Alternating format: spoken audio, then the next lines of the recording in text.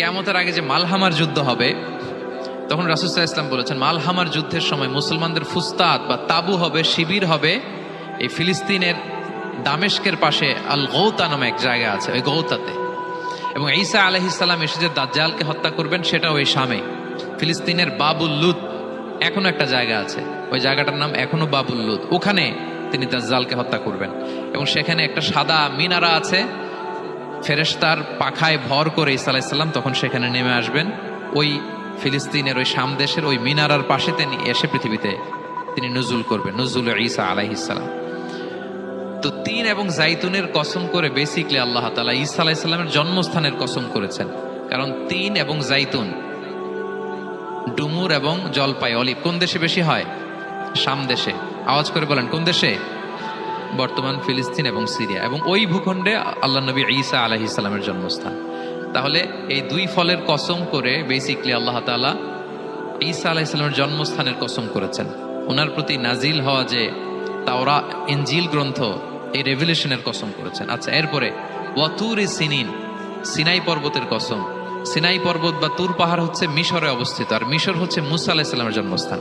কার জন্মস্থান?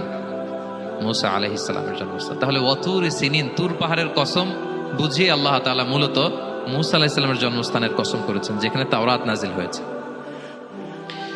এরপরে ওয়াহাদাল বালাদিল আমিন, এ নিরাপদ শহর বলে আল্লাহ তাআলা মক্কা শহরকে বুঝিয়েছেন। আর মক্কা কার জন্মস্থান বলেন তো? মুহাম্মদুর রাসূলুল্লাহ সাল্লাল্লাহু আলাইহি ওয়াসাল্লাম, সাইয়্যিদুল মুরসালিন, খাতামুন নবিয়্যিন, রাহমাতাল লিল আলামিন, হাবিবুল্লাহ মুহাম্মদুর রাসূলুল্লাহ সাল্লাল্লাহু আলাইহি ওয়াসাল্লামের জন্মস্থান। তাহলে এই চারটা আয়াতে, চারটা শপথের মধ্য দিয়ে মূলত আল্লাহ তাআলা ঈসা আলাইহিস সালামের জন্মস্থান, মুসা আলাইহিস সালামের জন্মস্থান এবং মুহাম্মদ সাল্লাল্লাহু আলাইহি ওয়াসাল্লামের জন্মস্থান, যেই তিনটা এলাকায়, ভূখণ্ডে তিনটা মেজর ওহী নাজিল হয়েছে। এক তো ঈসা আলাইহিস সালামের কাছে নাজিল হয়েছে ইনজিল কিতাব, আরেকটা হচ্ছে তাওরাত। তাওরাত এমন কিতাব যে কিতাব দিয়ে হাজার হাজার নবীরা ফয়সালা করেছেন। বনি ইসরাইলের অনেক নবীর উপর কোনো কিতাব নাজিল হয়নি, তার মানে তারা রসুল ছিলেন না, তারা নবী। তারা সবকিছু তাওরাত দিয়েই ফয়সালা করতেন। আর রাসূল সাল্লাল্লাহু আলাইহি ওয়াসাল্লামের উপর কোরআন নাজিল হয়েছে। তার মানে প্রথম চারটি শপথ দিয়ে বেসিকলি ইনজিলের শপথ, তাওরাতের শপথ এবং কোরআনের শপথ। বুঝতে পেরেছেন সবাই? শুরুতেই সূরাতুত তিনের কয়েকটা আয়াত তেলাওয়াত করেছে। এটা কালামুল্লাহ মাজিদের 95 নাম্বার সূরা। এই সূরাটা মক্কাতুল মুকাররমাতে নাজিল হয়েছে। এই সূরার আয়াত সংখ্যা 8টা। এই সূরার শুরুতে আল্লাহ তাআলা 4টা কসম করেছেন, ওয়াত-তিনি ওয়াজ-যাইতুনি ওয়া তুরি সিনিনা ওয়া হাযাল বালাদিল আমিন। ওয়াত-তিন, তিনের কসম, ওয়াজ-যাইতুন, যাইতুনের কসম, ওয়া তুরি সিনিন, সিনাই পর্বতের কসম, ওয়া হাযাল বালাদিল আমিন, আর এই নিরাপদ শহরের কসম। তো 4টা শপথ করেছেন বা আল্লাহ তাআলা কসম করেছেন। কসম দিয়ে আল্লাহ তাআলা কোরআনের অনেক সূরা শুরু করেছেন। যেমন একটা সূরায় আল্লাহ ফজরের সময়ের কসম করেছেন, আল্লাহ বলেছেন ওয়াল ফাজর। আল্লাহ আকাশের কসম করেছেন ওয়াস সামা ইযাতিল বুরুজ। আল্লাহ তাআলা সূর্যের কসম করেছেন ওয়াশ শামসি ওয়া দুহাহা। এভাবে আল্লাহ তাআলা তার সৃষ্টির অনেক কিছুর কসম করে গুরুত্বপূর্ণ কোনো মেসেজ বা বার্তা আমাদের সামনে হাজির করেন। তো এই সূরাতে আল্লাহ তাআলা 4টা জিনিসের কসম করে একটা খুবই গুরুত্বপূর্ণ বার্তা মানব মণ্ডলীর জন্য এই সূরাতে তিনি হাজির করেছেন। এই সূরাটা আমাদের অনেকেরই মুখস্থ আলহামদুলিল্লাহ। এবং আল্লাহ রাসূল সাল্লাল্লাহু আলাইহি ওয়াসাল্লাম প্রায় বিভিন্ন নামাজে এই সূরাটা তেলাওয়াত করতেন। বারা ইবনে আযিব রাদিয়াল্লাহু তাআলা আনহু উনি বর্ণনা করেন যে আমি একবার এশার সালাতে আল্লাহ রাসূল সাল্লাল্লাহু আলাইহি ওয়াসাল্লামের কণ্ঠে নামাজে সূরা 3 তিনি তেলাওয়াত করেছেন, আমি নিজ কানে শুনেছি। এবং ওনার কণ্ঠ যে এত মধুর ছিল, আমার জীবনে এত সুমধুর কণ্ঠের তেলাওয়াত আমি শুনি নাই। আল্লাহর হাবিব সাল্লাল্লাহু আলাইহি ওয়াসাল্লামের কোরআন তেলাওয়াতের যে কণ্ঠ এত সুমিষ্ট ছিল, এত চমৎকার ছিল, শুধু তেলাওয়াত শুনেই অনেকে শাহাদা পড়ে মুসলমান হয়েছে। আবু জাহেল মক্কা নিষেধ করতো যে কেউ যাবা না মুহাম্মদের কাছে, সে পাগল, সে গণক, সে মিথ্যাবাদী, সে জাদুকর, সে স্বামী স্ত্রীর মধ্যে বিচ্ছিন্নতা নিয়ে আসে, সে বাবা ছেলেকে আলাদা করে দেয়, তার কাছেই যাবা না। আর সে যা বলে শুনবাই না, কানে আঙ্গুল দিয়ে রাখবা। তো মানুষকে যেটা নিষেধ করা হয় বেশি, মানুষের ওইটার ব্যাপারে আগ্রহ থাকে বেশি। সে যত নিষেধ করতো মানুষ আরো বেশি বেশি যে শুনতো। মানুষকে সে কি বারণ করবে? সে দিনের বেলা নিষেধ করতো, রাতে যে লুকিয়ে লুকিয়ে নিজেই তেলাওয়াত শুনতো। তাহলে চিন্তা করেন যে আল্লাহর হাবিব সাল্লাল্লাহু আলাইহি ওয়াসাল্লামের কোরআনিক রেসিটেশন কত চমৎকার মেলোডিয়াস ভয়েস হলে স্বয়ং আবু জাহাল রাত্রিবেলা লুকিয়ে লুকিয়ে কোরআন তেলাওয়াত শুনতে যেত আল্লাহর হাবিব সাল্লাল্লাহু আলাইহি ওয়াসাল্লামের কণ্ঠে। তো রাসূল সাল্লাল্লাহু আলাইহি ওয়াসাল্লাম সূরাতুত তিনটা এশার সালাতে তিনি তেলাওয়াত করেছেন, এই মর্মে হাদিসে পাওয়া যায়। এবং এই সূরাটা একটা ফলের নামে সূরা। তিন একটা ফল, আরব বিশ্বে খুব বেশি হয়। তিন ফল, আমরা বাংলাদেশে ডুমুর বলি, ইংরেজিতে ফিগ বলে, ফিগ ট্রি। তো ফলের নামে বেসিক্যালি আল্লাহ তাআলা এই সূরাটাকে, এই চ্যাপ্টারটাকে ডেডিকেট করেছেন। আমরা সূরাকে ইংরেজিতে চ্যাপ্টার বলি। কোরআনে 114টা চ্যাপ্টার, এর মধ্যে এই সূরাটা হচ্ছে ফলের নামে ডেডিকেটেড। বিভিন্ন নামে খুব ইনক্লুসিভ হয়েতে আল্লাহ তাআলা কোরআনে সূরাগুলো দিয়েছেন। কোরআনে আপনি প্রাণীর নামে সূরা পাবেন, প্রাণী। মানুষের নামে সূরা পাবেন। মানুষের মধ্যে তিন ভাগ, মুমিন, তারপর কাফির, এরপর মুনাফিক। প্রত্যেকের নামে সূরা।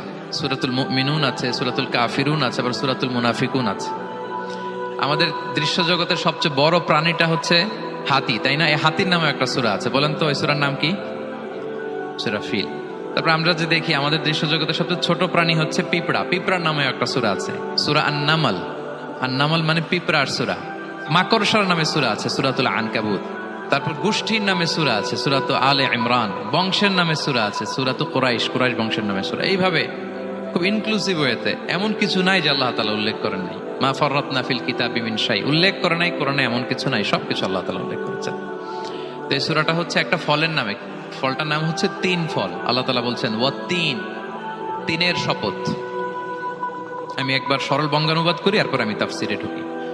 তিনের শপথ। ওয়াজ-জাইতুন, জাইতুনের শপথ। ওয়াতুরি সিনিন, সিনাই পর্বতের শপথ। ওয়াহাদাল বালাদিল আমিন, এই নিরাপদ শহরের শপথ। লাকাদ খালাকনাল ইনসানা ফি আহসানি তাকওয়িম, নিশ্চয় আমি মানুষকে খুব চমৎকার সুন্দর অবয়বে সৃষ্টি করেছি। সুম্মা রাদাদনাহু আসফালা সাফিলিন, এরপরে তাকে আবার নিচু থেকে নিচুর দিকে নামিয়ে দিয়েছি।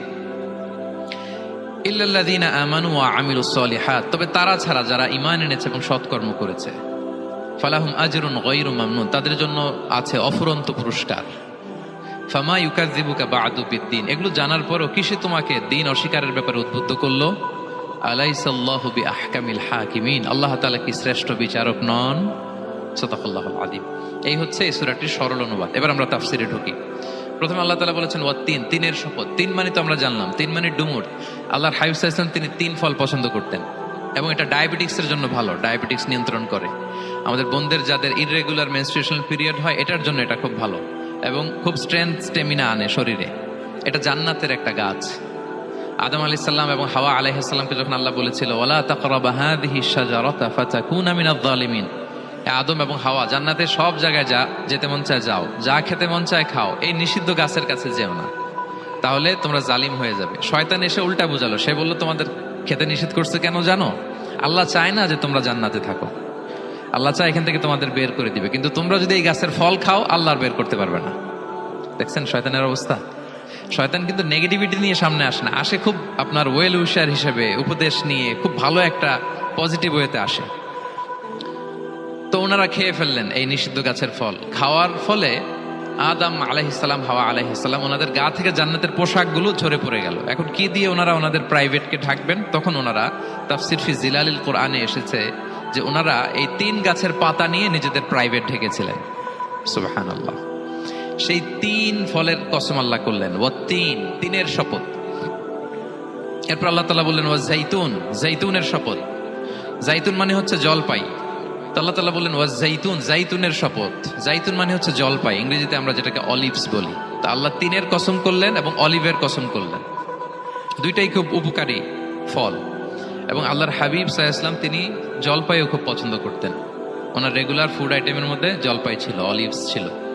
এটা পাহাড়ি এরিয়া, মরুভূমিতে হয়, এবং রাসূল সাল্লাল্লাহু আলাইহি ওয়াসাল্লাম বলেছেন কুলু যাইত ওয়াদ-দাহিনু ফাইন্নাহু মিন শাজারাতিন মুবারাকা, তোমরা অলিভ অয়েল এটা খেও এবং এটা গায়ে মালিশ করো, কেননা এটা বরকতময় একটা গাছের ফল, শাজারা মুবারাকা। এটা শরীরের ব্যাড কোলেস্টেরলকে কমিয়ে দেয়। দাড়িতে অ্যাপ্লাই করলে, চুলে অ্যাপ্লাই করলে সহজে পাকে না দাড়ি চুল, এবং স্কিনে অ্যাপ্লাই করলেও স্কিনের জন্য ভালো, স্কিনের জন্য বেশ ভালো। এটা যাদের সুযোগ হয় আপনারা দাড়িতে চুলে অ্যাপ্লাই করবেন, খাবেন। এটা খাওয়াও যায়। তাম্বুতু বিদ্দুহনি ওয়াসিবগিল লিল আখিলিন, কোরআনে এসেছে। এটা অয়েল হিসেবে ইউজ করে, আবার খাবার হিসেবেও ইউজ করা যায়। সালাদ ড্রেসিং এর ক্ষেত্রে কিন্তু অলিভ অয়েল আমরা ইউজ করি। ইদানিং পিজাতে খুব ইউজ করা হয় অলিভ, জলপাইটা। তো এটা আপনারা খেতে পারেন, এটা খুবই সুস্বাদু। এবং জলপাই গাছের মানে জাইতুন গাছের ডালের মেসোয়াক খুব ভালো হয়। আল্লাহর হাবিব সাল্লাল্লাহু আলাইহি ওয়াসাল্লাম জাইতুনের ডাল দিয়ে মেসোয়াক করতেন। তিনি বলতেন নি'মা সিওয়াকিয়া জাইতুন, সবচেয়ে শ্রেষ্ঠ মেসোয়াক হচ্ছে জাইতুনের, মিনাশ শাজারাতিল মুবারাকা, কারণ এটা বরকতময় গাছের ডালা। এবং ফাইন্নাহু সিওয়াকি ওয়া সিওয়াকুল আম্বিয়া মিন ক্বাবলি, এই জাইতুনের ডাল দিয়ে আমিও যেমনি মেসোয়াক করি, আমার আগে যত নবী পৃথিবীতে এসেছে সবাই জাইতুনের ডাল দিয়ে মেসোয়াক করত।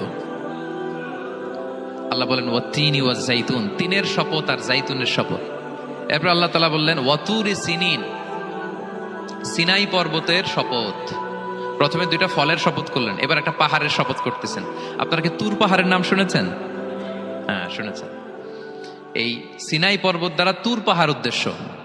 এটা মিশরের একটা পাহাড়, অনেক উঁচু, 2285 মিটার উঁচু।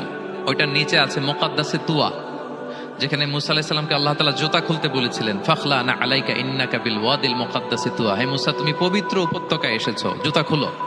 তো ওখানে সব ধর্মের লোকেরা যায়, সব ধর্মের লোকদের জন্য তীর্থস্থান, মুসলিম, জুইশ, খ্রিস্টিয়ান সবাই যায়। এটা সিনাই একটা এলাকা আছে মিশরের, north south Sinai, north Sinai, এটা সাউথ সিনাইতে অবস্থিত। তো নিচে একটা খ্রিস্টানদের প্রাচীন গির্জা আছে, সেন্ট ক্যাথরিনা গির্জা। সেখান থেকে চলতে চলতে আপনাকে উপরে যেতে হবে, ফজরের পরে আবার চলে আসতে হবে, তা না হলে দুপুরবেলায় 10টা-11টার দিকে এমন সূর্যের প্রখর তাপ ওই পাথরের মধ্যে লাগে, ওখানে আর থাকা যায় না। একেবারে তুর পাহাড়ের উপরে সেখানে খ্রিস্টানদের জন্য ছোট্ট একটা সিনাগোগ আছে, তারা প্রার্থনা করে। খ্রিস্টানদের একটা চার্চ আছে, মুসলিমদের জন্য ছোট্ট একটা মুসল্লা আছে সূরাওয়ের মতো। আল্লাহ ওই সিনাই উপত্যকার কসম করেছেন, ওয়াতুরি সিনিন, সিনাই উপত্যকার কসম। এখানেই আল্লাহ তাআলা মুসা আলাইহিস সালামকে তাওরাত দিয়েছিলেন, মেজর একটা আসমানি কিতাব দিয়েছিলেন। এবং সরাসরি মুসা আলাইহিস সালাম এই পাহাড়ের চূড়ায় বসে আল্লাহ তাআলার সাথে কথা বলতেন। ওয়া কাল্লামাল্লাহু মুসা তাকলিমা, উনি সরাসরি কথা বলতেন, এটা ওনার একটা স্পেশাল বৈশিষ্ট্য ছিল, ক্যারেক্টারিস্টিক্স।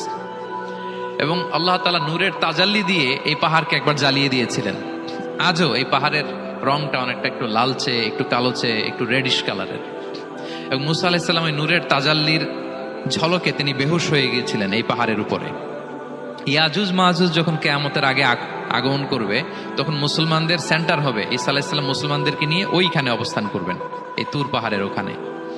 এবং আল্লাহর হাবিব সাল্লাল্লাহু আলাইহি ওয়াসাল্লামের মেরাজের রাতে ইসরার সময় একটা স্টেশন ছিল এই তুর পাহাড়। জিবরাইল আলাইহিস সালাম এই তুর পাহাড়ে আল্লাহর হাবিব সাল্লাল্লাহু আলাইহি ওয়াসাল্লামকে নামিয়ে বলেছিলেন যে এটা জাবাল মুসা, আপনার ভাই মুসার পাহাড়, আপনি এখানে 2 রাকাত নামাজ পড়েন, দোয়া করেন। আল্লাহর হাবিব সাল্লাল্লাহু আলাইহি ওয়াসাল্লাম এই তুর পাহাড়ে 2 রাকাত সালাত আদায় করেছিলেন এবং দোয়া করেছিলেন। আল্লাহ এই তুর পাহাড়ের কসম কাটলেন, ওয়াতুরি সিনিন, সিনাই পর্বতের কসম, যেখানে তাওরাত কিতাব নাজিল হয়েছিল। এরপর আল্লাহ তাআলা বললেন ওয়াহাদাল বালাদিল আমিন, আর এই নিরাপদ শহরের শপথ। এই শহর দ্বারা মক্কা শহর উদ্দেশ্য, কারণ রাসূল সাল্লাল্লাহু আলাইহি ওয়াসাল্লাম তখন মক্কায় ছিলেন, মক্কা নগরী। এই শহরের পূর্ব নাম ছিল বাক্কা। মক্কা নগরীকে বলা হয় উম্মুল কুরা, সব শহরের মা, সব শহরের সেন্টার, পৃথিবীর নাভিস্থল। এবং আল্লাহ তাআলা বলেছেন মান দাখালাহু কানা আমিনা, এখানে যে প্রবেশ করবে সে নিরাপদ। হেরেমের মধ্যে কিন্তু কাউকে আক্রমণ করা যায় না, কোনো খুনিও যদি ঢুকে যায় অ্যাটাক করা যাবে না। তো জাহেলি যুগে এমনটা ঘটতো, কারোর সাথে কারো শত্রুতা হলে, ধরেন যে একজন তার বাবাকে হত্যা করেছে, তো সে তাকে পেয়েছে, ওই লোক বাঁচার জন্য দৌড়াতে দৌড়াতে হেরেমের ভিতরে ঢুকে যেত, কারণ সে জানে যে হেরেমে ঢুকলে সে আমাকে মারবে না। তো পরে সে যখন হেরেম থেকে বেরোতো, আবার তার সাথে যুদ্ধ শুরু হতো। এবং এই শহরের এত মর্যাদার কারণ হচ্ছে সাইয়েদনা ইব্রাহিম আলাইহিস সালাম, তিনি আল্লাহর কাছে দোয়া করেছিলেন যে রব্বি জাআল হাদা বালাদান আমিনা, হে আল্লাহ আপনি এই শহরকে নিরাপদ করেন, ওয়ারযুক আহলাহু মিনাস সামারাত, আর এই শহরের অধিবাসীদেরকে আপনি ফলমূল দিয়ে রিজিকের ব্যবস্থা করেন। এখনো দেখবেন যে সারা পৃথিবীতে যেই ফল নাই, মক্কাতে ওই ফল আছে। সারা পৃথিবী থেকে ফল ওখানে যায়। এবং মক্কার নেইবরিং সিটি তায়েফ, সেখানে অনেক ফল উৎপাদিত হয়, এখানে আসে। নিরাপদ শহর বালাদান আমিনা। এবং আল্লাহর হাবিব সাল্লাল্লাহু আলাইহি ওয়াসাল্লাম বলেছেন যে এই মক্কা শহর আমার সবচাইতে প্রিয় শহর। বাধ্য হয়ে তিনি যখন হিজরত করলেন মদিনায়, সেদিন বারবার তিনি মক্কার দিকে পেছনে ফিরে ফিরে তাকান, আর কেঁদে কেঁদে তিনি বলতেছিলেন যে মাক্কাতু আহাব্বুল বিলাদ ইলাইয়া, মক্কা আমার কাছে সবচেয়ে প্রিয় নগরী। লাউলা উখরিজতু লামা খারাজতু, আমাকে যদি জোর করে বের করে দেয়া না হতো, আমি কোনোদিন মক্কা ছেড়ে অন্য কোথাও যেতাম না। আল্লাহর হাবিব সাল্লাল্লাহু আলাইহি ওয়াসাল্লামের সবচেয়ে প্রিয় শহর ছিল মক্কা, এবং এটা আল্লাহর হাবিব সাল্লাল্লাহু আলাইহি ওয়াসাল্লামের জন্মস্থান, মাকান মাউলিদির রাসূল। রাসূল সাল্লাল্লাহু আলাইহি ওয়াসাল্লামের বিলাদাত হয়েছে এই শহরে। এবং এই শহরকে আল্লাহ বলেছেন মাসাবাতান লিন্নাসি ওয়া আমনা, মানুষের মিলনস্থল, কেন্দ্রস্থল। সারা পৃথিবী থেকে মানুষ ওখানে যায়। আপনি যে রমাদানে যদি মক্কায় যান, আল্লাহু আকবার, লক্ষ লক্ষ উমরা পালনকারী সেখানে, ইউরোপ থেকে, আফ্রিকা থেকে, অস্ট্রেলিয়া থেকে, এশিয়া থেকে, সারা পৃথিবীর মানুষের মিলনস্থল। ওখানে গেলে আপনি দেখবেন মাসাবাতান লিন্নাসি ওয়া আমনা, নিরাপদ জায়গা এবং মানুষের মিলনস্থল এটা। এখানে এমন মসজিদ আল্লাহ রেখেছেন কাবা ঘরের চারদিকে, এটাকে বলা হয় মসজিদুল হারাম, যে মসজিদে 1 রাকাত সালাত পড়লে 1 লক্ষ রাকাতের সওয়াব হয়। আল্লাহর ঘরকে কেন্দ্র করে তাওয়াফের নির্দেশ দেওয়া হয়েছে।